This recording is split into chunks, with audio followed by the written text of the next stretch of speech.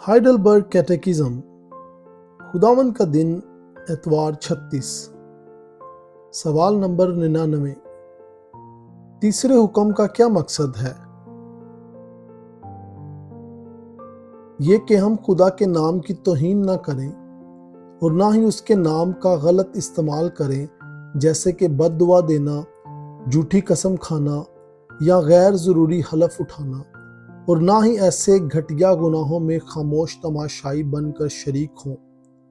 मुख्तसर ये कि हमें खुदा के मुक़द्दस नाम को सिर्फ इज़्ज़त और वक़ार के साथ ही इस्तेमाल करना चाहिए, ताकि हम खुदा का सही तौर पर इकरार कर सकें और खुदा से दुआ कर सकें और अपने तमाम अल्फाज और अमाल में खुदा के नाम को जलाल दे सकें।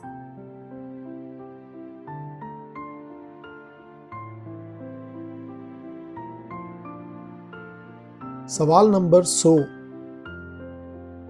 क्या खुदा के नाम की तौहीन यानी कस्में खाना और बद्दुआ देना इतना संगीन गुनाह है कि खुदा ऐसे लोगों पर गुस्सा होता है जो उसे रोकने और इस पर पाबंदी लगाने के लिए अपनी पूरी कोशिश नहीं करते?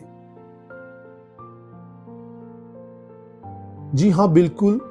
कोई भी गुनाह इससे ज़्यादा संगीन नहीं है या खुदा के गुस्से को इतना ज़्यादा नहीं भड़काता जितना कि उसके नाम की तौहीन करना। इसीलिए खुदा ने इसका बदला मौत के ज़रिए देने का हुक्म दिया है।